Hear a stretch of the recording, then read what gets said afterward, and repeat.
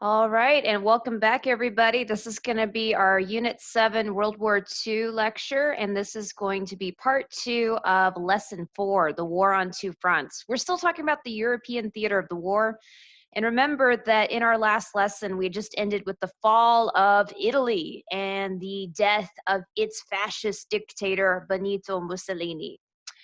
Now, in the end of 1943, after American forces are going up through Italy, and in fact, the Nazi military has taken control of the Italian campaign and is putting Mussolini up as like a quasi puppet dictator for the Nazis, and all of this at the end of 1943. You're going to have the big three meet to discuss the next steps in this war. And the big three are the leaders of the Allied nations. You see them sitting there in this picture. They are, can you name them?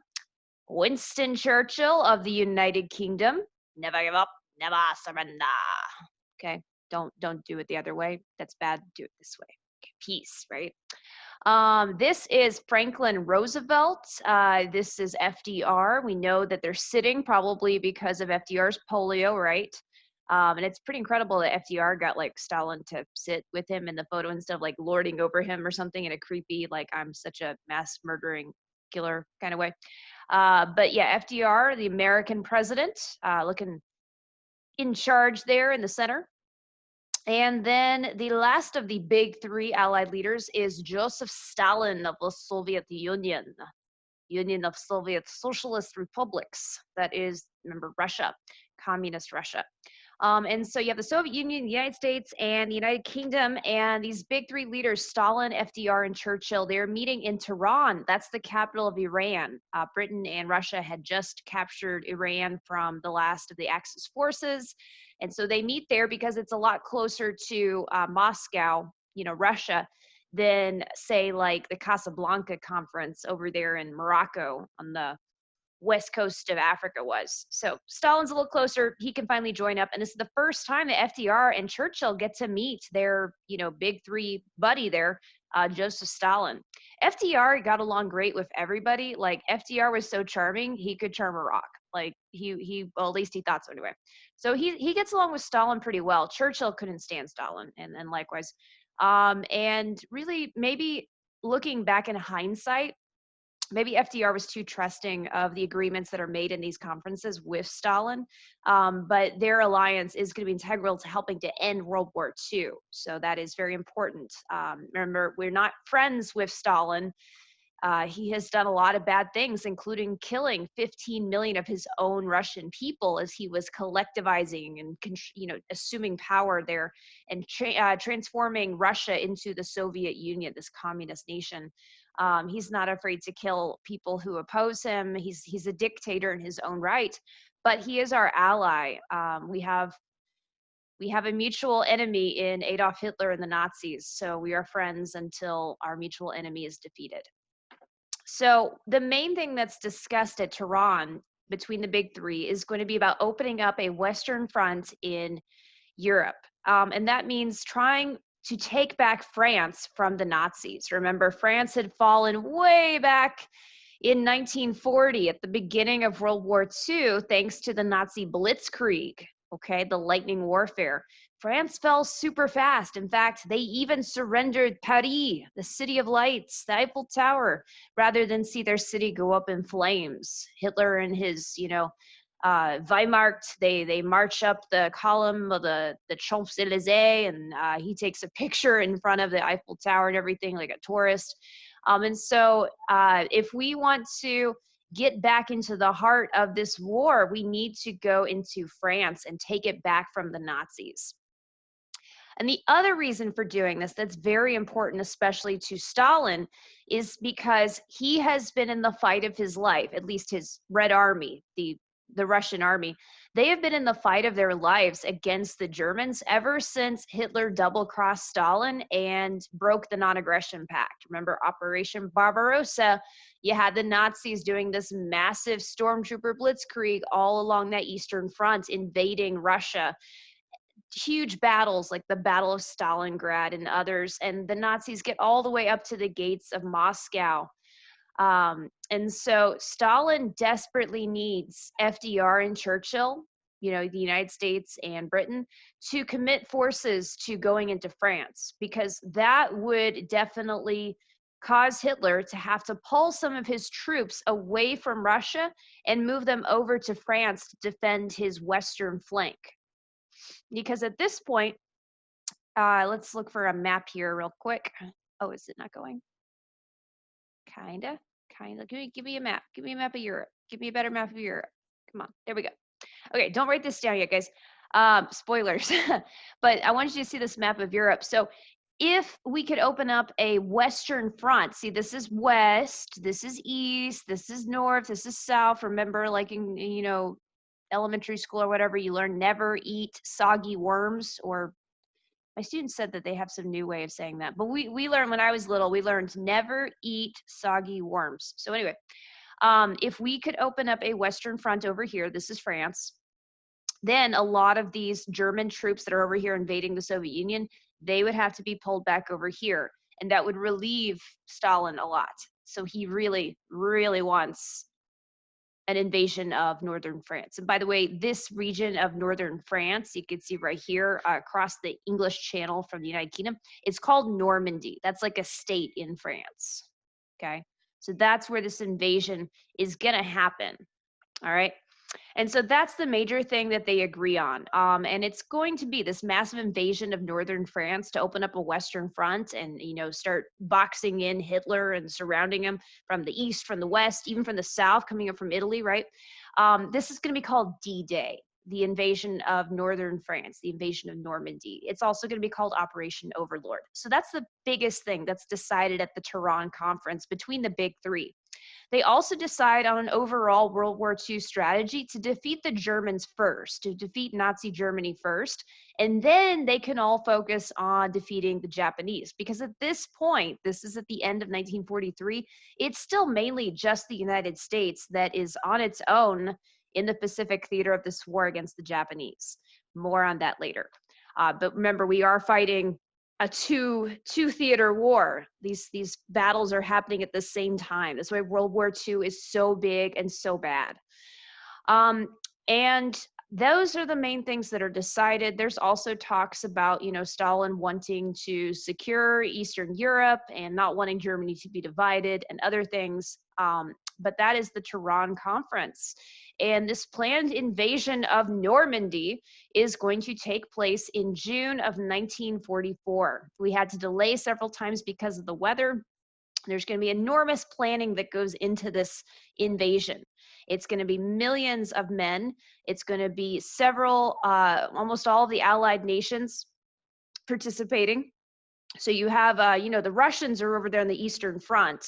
They're waiting for this to happen to relieve them, right? So the Russians are over here, but over in England, you have, the British soldiers. That's their homeland. You're gonna have tons of Americans shipped over across the Atlantic to join these British. Okay, so the Americans, the British, and then you have all of the Commonwealth nations. Those are all of like Britain's former colonies that are still kind of loosely connected to them. They still have like the Queen on their money. They still have a lot of the traditions of the British monarchy and other things, but they're somewhat independent. And so those nations are part of this as well, and will be participating in a big way on the D-Day invasion. And that's going to be nations like Canada and Australia, even some of the Kiwis, the New Zealanders. And so those nations, the Australians, the Canadians, the British especially, and the Americans, we're going to be doing this invasion, going across the English Channel, and then invading France to try to take it back and open up that Western front in Europe. Put overall in charge of all of the Allied countries in this invasion is going to be an American, because we're going to be contributing the most supplies, resources, and men to this invasion effort. And so that is going to be General Dwight D. Eisenhower. And there he is, smiling so great. There's Eisenhower. Here he is in this picture, standing next to Bernard Montgomery. And there's Omar Bradley. Omar Bradley is going to be a very important general of our troops once we land in Normandy and we start racing our way east towards Germany. So you got Bradley, you got Dwight D. Eisenhower. And Eisenhower is kind of organizing this massive effort. We're going to have all these ships, landing craft. They had like a special landing craft that's designed for this. And they're going to have all the troops mass up at the south of England, load them on these ships. They give them a nice big breakfast on the day of, because for many of these troops, Eisenhower said that it might be their last meal they ever eat, and it was true. There's going to be over 200,000 casualties on the Allied side alone in the D-Day invasion. I believe the German forces had something like 240,000 casualties and another 200,000 soldiers that get captured. This is a massive, massive deal.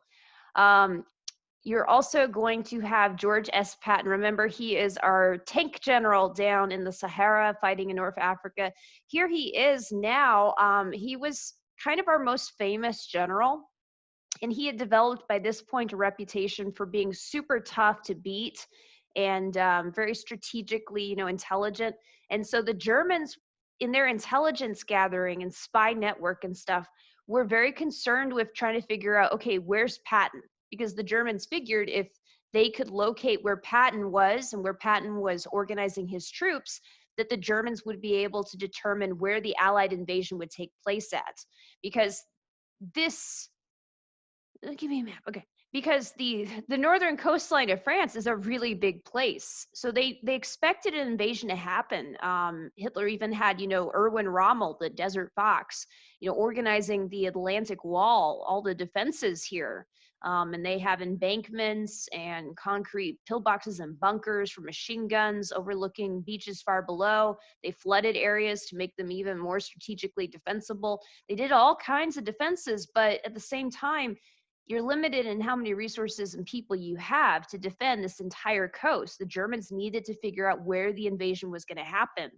And so that's why they were looking for where Patton was. And Patton got himself in a little bit of trouble when, after a battle, he liked to go visit his troops. He would like to go and see them in their sick tents and stuff and wish them well and thank them for their service. That meant a lot to a lot of these privates coming from their general. It was a big deal.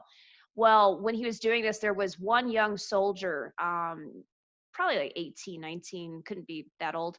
And this guy was just cowering on his bunk, just shaking and stuff. And so Patton comes up to the boy and he says, "What's wrong with you, son? I don't see you hurt. There's not a mark on you. What are you doing in here with these heroes?" And the young man was like, "I'm sorry, sir. I'm really shook up. I don't know what's wrong with me, and he was seeing engagement with explosions going off and everything else. He almost died.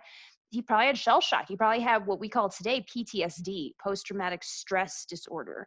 And that is something we have studied and we have classified and we have treatments for today, but they did not really have much of a clue about during World War II in the same way we do now.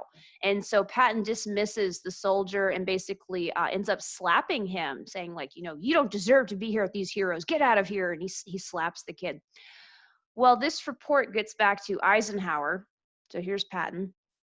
Here's Eisenhower, his boss. And Eisenhower's going to basically sideline. He's going to punish Patton. Patton loved to be in the front lines, getting all the glory, He was like, "Oh, D-Day, that's going to be my day." By the way, the D in D-Day stands for day. It's day. It's game on. It's the day. June 6, 1944. We're going to take back France. We're going to bring it to the Nazis. Okay? It's D-Day. It's day. Eisenhower demotes Patton and basically sidelines him, but he's still going to make use of Patton. And he does this by basically setting up Patton at the Straits of Dover. You see, this is the narrowest point in the English Channel between England and France. It's just 8 miles across right there versus like 20 miles over here. And so the Nazis would definitely be predicting an attack right here. Plus, we had Patton stationed with a decoy army. And this decoy army was included inflatable tanks, wooden planes and stuff, all sorts of things to make it look like Patton had a real military force there. You could see one of those inflatable tanks right here. It's a pretty awesome photo. You see that these 4 soldiers are actually lifting up that tank. That's not possible. Tanks weigh thousands of pounds. They are super heavy pieces of equipment, right? So these 4 soldiers are lifting up this balloon tank, basically, it's inflatable tank. That was part of the decoy army situated with Patton there to try to throw off the Nazis and where our actual invasion was going to occur. The actual invasion was going to take place at Normandy. All right. So we give our soldiers, as they cross over the English Channel, those choppy 20 miles from England to France. They're in these boats. They had all sorts of like things they were transporting and dropping in. They had mini tanks that were going to be ballooned in. They had I'm being distracted by the gif here of Saving Private Ryan. But basically, yeah, the soldiers were given a last meal, a big English breakfast. And an English breakfast, if you don't know, is where you have like big blood sausages and you have like, sausage patties and you have tons of bacon and you have like all the sunny side up eggs you could possibly want, hash browns. It's a really, really heavy breakfast. And of course, the sea is super choppy in the English Channel. They'd had to delay several times because of how bad the weather was. And so what happens to a lot of these troops who they know they're eating probably what will be their last meal ever before they go and face German machine guns and probably die, they throw up and then they become even more dehydrated. And anyway, it was not a great idea. Not a good idea at all, which is why if you ever watch the movie Saving Private Ryan and you watch the first segment, the first like 20 minutes showing the events of D-Day in very somewhat accurate detail, it'll show a lot of those soldiers throwing up. That was the reason why. It was nerves and a combination of that big English breakfast that they'd had on board the ships. So remember June 6, 1944. This is the date that the invasion is going to happen. We call it D-Day. It was part of Operation Overlord. We're going to invade 5 beaches. Okay, you can see that the Americans are mainly going to be at Utah and Omaha beaches. Omaha and Utah saw a lot of action and a lot of the deaths. The British, here's the Union Jack flag. The British will mainly be attacking at Gold Beach and, hi Arthur, go away, and Sword Beach. And the Canadians, there's the Maple Leaf, they'll be attacking at Juno. Now today there are cemeteries there you can visit in northern France for all of those that died in the invasion. That's what those crosses are. But here are the 5 beaches that the Allies are going to land in, and they encounter very stiff resistance in the German defense. Like I said, there's going to be heavy casualties from this. Okay.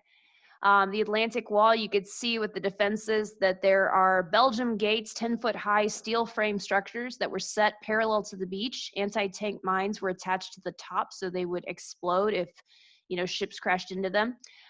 This is a Higgins boat. This is the typical landing craft that the Americans and the others were using. It had a ramp that would drop down once it got to the beach.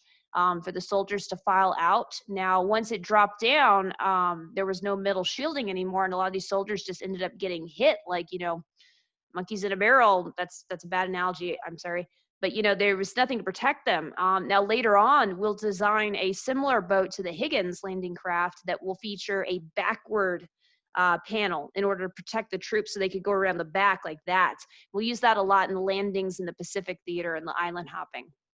There's another view of the Higgins boat with many of the soldiers crouched down as they're probably getting really close to landing. Here's the view from a German pillbox. This is a German bunker where they have the machine gun sticking out from. So that's up here on top of the cliffs overlooking the beach.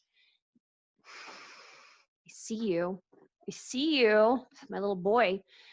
If you've ever seen Star Wars, here I'm going to geek out with like a Star Wars reference. If you've ever seen Star Wars Episode 3, when, Obi-Wan and Anakin are having their epic battle, Obi-Wan jumps up on top of the cliff and then he's looking down at Anakin and says, "Anakin, don't do it. I have the high ground." And of course, Anakin being a little dummy, he jumps and then he gets all cut up and that's how he ends up as Darth Vader, right?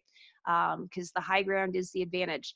And so the Germans did have that big advantage there. And of course, there's all sorts of stuff, these hedgehogs, ramps, teller mines, and of course the barbed wire and minefields. All this stuff was meant to slow our troops down, all these obstacles, and they will slow our troops down. And that's one of the reasons why the casualties were so high.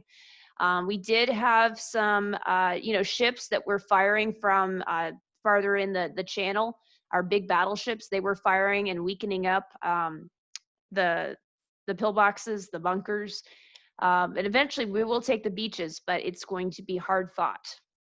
There is Montgomery, the British general, and then here is Eisenhower, the overall Allied commander, the supreme Allied commander who organized D-Day. By the way, Eisenhower will later become United States president in the 1950s. Okay, here you can see overall what I've been talking about. So all the troops amassed in southern England over here, and this is the United Kingdom, Great Britain, England, it's all the same name. I mean, I could get into the detail when I say this. So I know there's going to be some smart aleck that's like, it's not all the same, miss. So, okay, all right, I got you. England is the southern part of the island of Britain. Okay, Great Britain is referring to the entire island, including Scotland, which is way up at the north part. And the United Kingdom is referring to not just England, but also Wales right here, Scotland, and in the island of Ireland, the Northern Ireland state, all together making the United Kingdom. So when I say England, Great Britain, United Kingdom, it's all the same. So our troops amass here, and then you're going to have the British in the red, you're going to have the Canadians at Juneau in the green, and then you're going to have most of the Americans in the blue, true blue Americans, right, landing at Utah and Omaha. Omaha Beach is where the setting is for the beginning of Saving Private Ryan, that very famous World War II movie. All right. So after D-Day, Germany is facing a hopeless two-front war. So here's Germany, here's Berlin, where Hitler is. And you can see that now he's fighting the Soviets on the eastern side. He's fighting the Americans and the British and, you know, the Australians and the Canadians and all the others. He's fighting us over here on the western side. Now that D-Day has happened, we can open up and try to start to retake France and then start to come in from the west. And then also remember, you have the British and the American troops that had been going up through Italy. Now at this time, mainly encountering the Nazis, but we're pushing our way. And so coming from the south, coming from the east, coming from the west, what are we doing to Germany? What are we doing to Hitler? We're putting the squeeze on him. And that's how eventually Germany will be defeated. They're completely going to be surrounded. All right. So, and while this is happening, remember at Casablanca, we upped our bombings. Okay, so almost every night, German cities, German factories are being bombed. To be fair, the Luftwaffe, the German Air Force, German is a very literal language. Like, remember in World War I, we talked about the U-boats. U-boat is an Underwasserboot, okay? Luftwaffe, the German Air Force, literally Luftwaffe means lifting device. That's what they call planes, lifting device, Luftwaffe. I love German.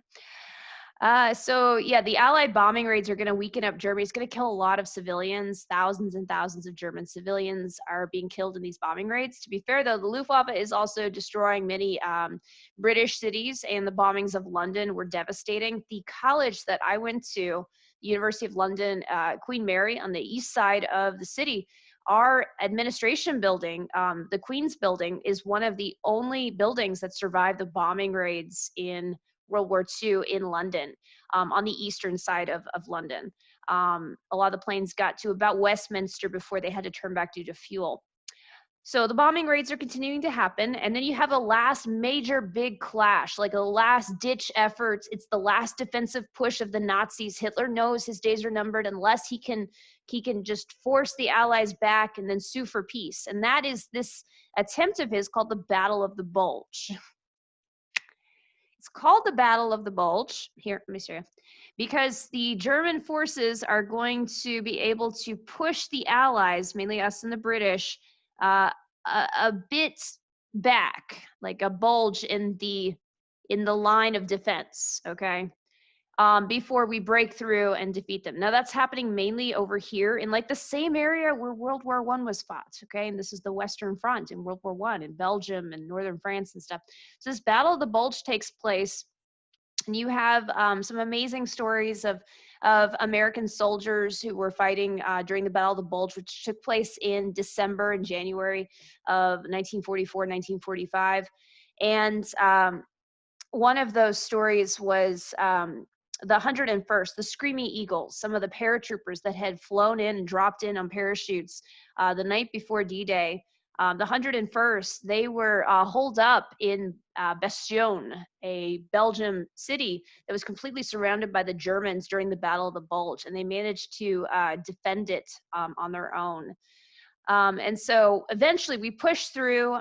We're going across these bridges. We're Operation Market Garden, all this other stuff. Omar Bradley, Patton, the First and Third Armies, they're pushing through, and we're getting into Germany. And meanwhile, the Soviets, they are pushing from this side, and it's actually going to be the Red Army, the Russian army, that is going to get to Berlin first, because it's kind of a race to who's going to get to Berlin first, who's going to finish the deal, cut off the head of the snake, so to speak, the Nazis. That's Hitler. And the Red Army actually gets there first. It's going to be the Russians. There's a famous picture of the, I'll put it in the Edpuzzle. There's a famous picture of the Russian soldier putting the Soviet flag, the red flag, up in Berlin when they take the city. And as the Red Army is coming into Berlin, you know, Hitler and the Nazi higher up, the German government, they really wanted to surrender to the Americans and the British. They were really hoping that we would get there first because of all the terrible things like the Holocaust that they had been doing to the Eastern Europeans and the Russians. They had been slaughtering the Russians like dogs. And the Russians were none too pleased. And you could imagine what the Russians were going to do once they got their hands on those Nazi higher-ups, including Hitler. It would make what happened to Mussolini look like a trifling matter. And so when the Red Army was the first to approach Berlin, the capital of Germany, and they were coming inside the city, this is when Hitler is going to make the plans to commit suicide. So this is at the end of April 1945. He knows what had happened to Mussolini when Mussolini was captured, and how his corpse was mutilated by his own people. Hitler does not want the Russians to capture his body and use it as a trophy. And so in his bunker, his underground bunker, you could see a picture of right here. He is going to marry his longtime girlfriend. He also had a sick, kind of messed up relationship with his niece for a long time, and then she committed suicide. But Eva Braun was his longtime girlfriend. He'd been on and off with her for like 10 years, and she's, of course, very loyal.